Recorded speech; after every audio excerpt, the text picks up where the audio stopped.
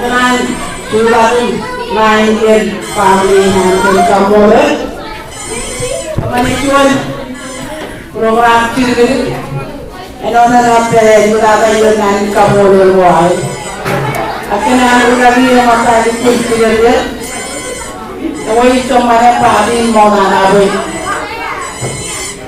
nanti kau tu yang mau nara, yang mana itu naik bujur. Pemol negara jadi pada family ini, cincin jodoh terhadap mana, mereka ada di sini, cincin kayu jodoh ini, ada yang kayak jalan kehidupan jodoh. Jadi tinggal lagi, kerana ini pun, orang ini kerana ini pun. Tinggal lagi kacoyo, kuliah kararu ke, empelé,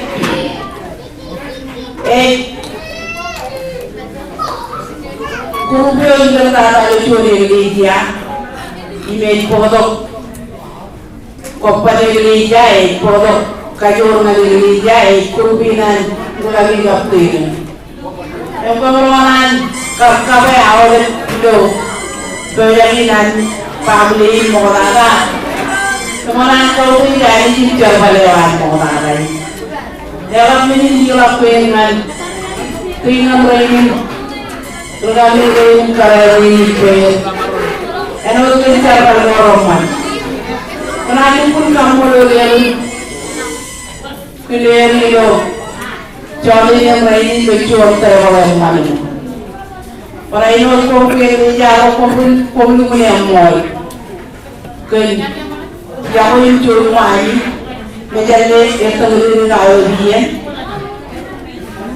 en dogan family kemitiak pidong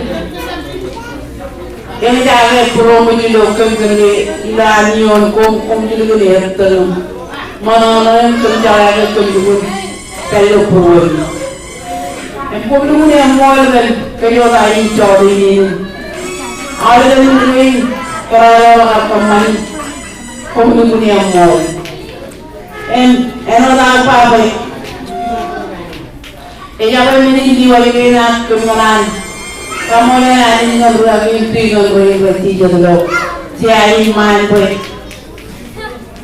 Jangan jodoh ini berjumpa, coba jodoh ni ya. Ini kacunya hari yang ada hari itu lagi dompe.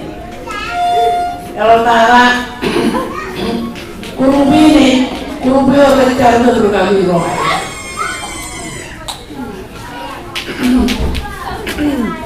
Ada dia marewan celo lagi dom. Ilo cara ayam lagi. Kado berkami berperiod apa?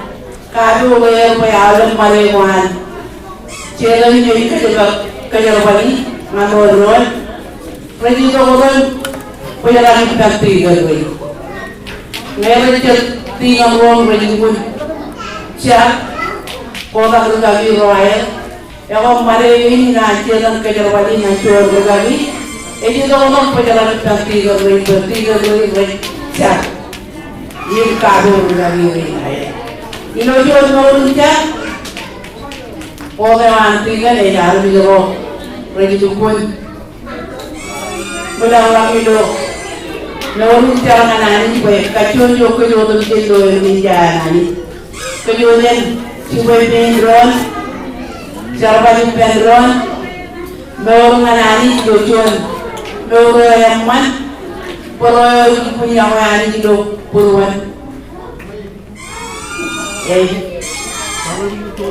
Kita banyak orang tinggal dari Jogja. Kemudian kamu dulu cuma ini lewat Jogja ini. Karena rumah itu kemenlar lewat yang awal. Ilo air. Kalau ini pomo yang air. Karena mau komicap dulu Komunwa dari lo kamuloni and family. Nanti ko yung lolo e di ko kung namin kapolo niya kami magkakalaan kiyodon niya ako. Sinang sinalong tayo wala yung uniform. And kuyunin mga ipadron kamola namin ko suara yung manilay dito. Nawain yan ka naman na ulit kumayamon po kumaluto ko kaya di rainin ano suara na hindi ka luto ko yun naroon tabang yun sinongol tujuan namin yan. Kung mo na yung muna natin yung kailangan ko.